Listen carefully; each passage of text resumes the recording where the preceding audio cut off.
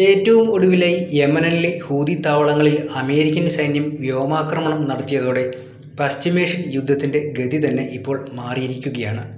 യമന്റെ തലസ്ഥാനമായ സനായിലാണ് അമേരിക്കൻ സൈന്യം വ്യോമാക്രമണം നടത്തിയിരിക്കുന്നത്. ആക്രമണത്തിൽ 21 പേർ കൊല്ലപ്പെടുകയും 9ലധികം പേർക്ക് പരിക്കേൽക്കുകയും ചെയ്തിട്ടുണ്ടെന്നാണ് വാർത്തകൾ. ചെങ്കടലിലെ കപ്പലാക്രമണങ്ങൾ ഹൂതികൾ അവസാനിപ്പിക്കണമെന്നും ഇല്ലെങ്കിൽ ദുരന്തമാണ് കാത്തിരിക്കുന്നതെന്നും ട്രംപ് ഹൂതികൾക്ക് മുന്നറിയിപ്പ് നൽകിയതിന് പിന്നാലെയായിരുന്നു ആക്രമണം ഉണ്ടായത്. ഹൂതികൾക്ക് പിന്തുണ നൽകുന്നത് അവസാനിപ്പിക്കണമെന്ന് ഇറാനോടും ആവശ്യപ്പെട്ടിരുന്നു ട്രംപ് രണ്ടാം തവണ അമേരിക്കൻ പ്രസിഡന്റ് ആയ ശേഷം മധ്യപൂർവ്വദേശത്ത് അമേരിക്ക നടത്തുന്ന ഏറ്റവും വലിയ സൈനിക നടപടിയാണിത്. എന്നാൽ കഴിഞ്ഞ സംഭവത്തോടെ പ്രകോപിതരായ ഹൂതികളുടെ ഭാഗത്തുനിന്നും കടുത്ത പ്രതികരണവും വന്നു കഴിഞ്ഞു.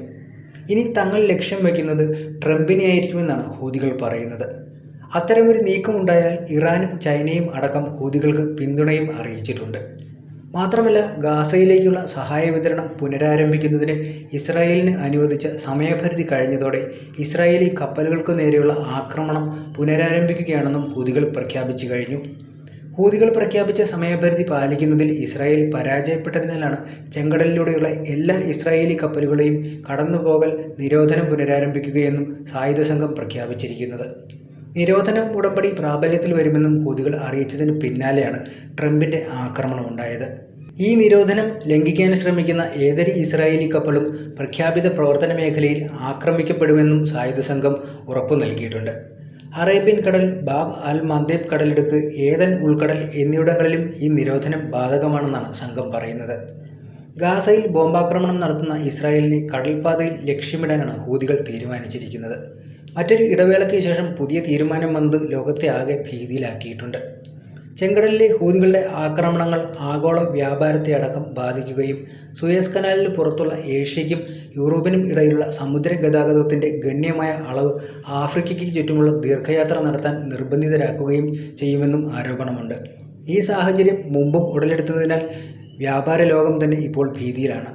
ജനുവരിയിൽ ഗാസയിൽ വെടിനിർത്തൽ പ്രഖ്യാപിച്ചപ്പോൾ ഇസ്രായേലുമായി ബന്ധങ്ങളുള്ള കപ്പലുകളെ ലക്ഷ്യമിട്ടുള്ള ഡ്രോൺ മിസൈൽ ആക്രമണങ്ങൾ ഹൂതി സംഘം നിർത്തിവച്ചിരുന്നു.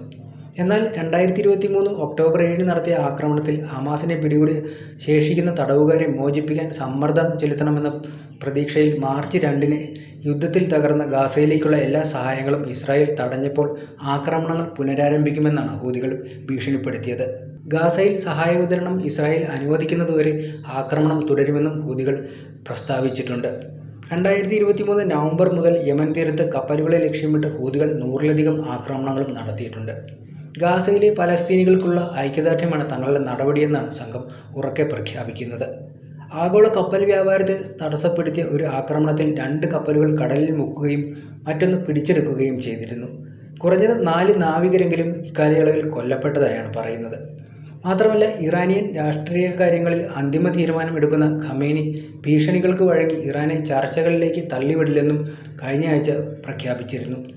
ഇറാനുമായി ഒരു ആണവ കരാറിനുള്ള ചർച്ചയ്ക്ക് വാതിൽ തുറന്നിട്ടിരിക്കെ ഇറാനെ ആഗോള സമ്പദ് വ്യവസ്ഥയിൽ നിന്ന് ഒറ്റപ്പെടുത്തുവാനും എണ്ണ കയറ്റുമതി വെട്ടിക്കുറയ്ക്കുവാനും ട്രംപ് തന്റെ ആദ്യ ടൈമിൽ പ്രസിഡന്റായി പ്രയോഗിച്ച പരമാവധി സമ്മർദ്ദം വീണ്ടും ഇറാനുമേൽ ചുമത്താൻ സാധ്യതയുണ്ടെന്ന് തിരിച്ചറിയുന്നതായിരുന്നു ഖമേനി ഇത്തരത്തിൽ പ്രതികരണം നടത്തിയത്. ആണവായുധം വികസിപ്പിക്കുന്നുവെന്ന് അമേരിക്ക ഉൾപ്പെടെയുള്ള പാശ്ചാത്യ രാജ്യങ്ങൾ തറപ്പിച്ച് പറയുമ്പോഴും തങ്ങൾക്ക് അങ്ങനെയൊരു ആഗ്രഹമില്ലെന്നും ആണവായുധങ്ങൾ നിർമ്മിക്കാൻ ഉദ്ദേശിക്കുന്നില്ലെന്നും ഇറാൻ ആവർത്തിച്ച് വ്യക്തമാക്കിയിട്ടുണ്ട്. ഇറാൻ ആണവായുധങ്ങൾ നിർമ്മിക്കാൻ ആഗ്രഹിച്ചാൽ അമേരിക്കയ്ക്ക് അത് തടയാൻ കഴിയില്ലെന്നും എന്നാൽ തങ്ങൾക്ക് ആണവായുധം നിർമ്മിക്കാൻ ഉദ്ദേശമില്ലെന്നും ഇറാൻ അന്ന് പറഞ്ഞതാണ്. എങ്കിലും ഇറാന്റെ കൈവശമുള്ള 60% വരെ പരിശുദ്ധിയുള്ള യുറേനിയം ശേഖരം ഏകദേശം 90% ആയുധ ഗ്രേഡ് ലെവലിനോട് അടുത്ത് കുതിച്ചുയർന്നതായി അന്താരാഷ്ട്ര ആണവോർജ ഏജൻസിയുടെ റിപ്പോർട്ടിലും പറയുന്നുണ്ട്. ഇറാന്റെ ആണവ അഭിലാഷങ്ങൾ നിയന്ത്രിക്കുന്നതിൽ പരാജയപ്പെട്ടാൽ ഇറാനിയൻ ആണവ കേന്ദ്രങ്ങൾ ആക്രമിക്കുമെന്ന് ഇറാന്റെ മുഖ്യശത്രുവായ ഇസ്രായേൽ ഭീഷണിപ്പെടുത്തുകയും ചെയ്തിട്ടുണ്ട്. ഇറാന്റെ ആണവ അഭിലാഷങ്ങളെയും മിഡിൽ ഈസ്റ്റിലെ അതിന്റെ സ്വാധീനത്തെയും തടയാൻ ഇസ്രായേലും അമേരിക്കയും ദൃഢനിശ്ചയം ചെയ്തിട്ടുണ്ടെന്നും കഴിഞ്ഞ മാസം American state secretary Marco Rubio പറഞ്ഞിരുന്നതാണ്.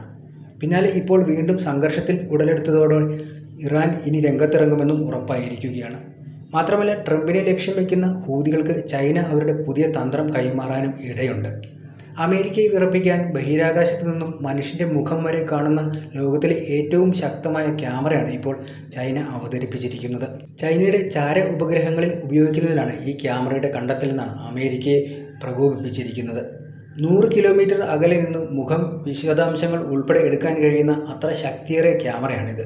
South China morning post ഇത്തരമൊരു വാർത്ത പുറത്തുവിട്ടതിന് പിന്നാലെ അമേരിക്കയുടെ ഭാഗത്തു നിന്നുള്ള പ്രതികരണവും വന്നിരുന്നു. ബഹിരാകാശത്തു നിന്നുള്ള മറ്റു ഉപഗ്രഹങ്ങളുടെ ചിത്രങ്ങൾ എടുക്കാനും പുതിയ ക്യാമറ ഉപയോഗിക്കാമെന്നാണ് പറയുന്നത്.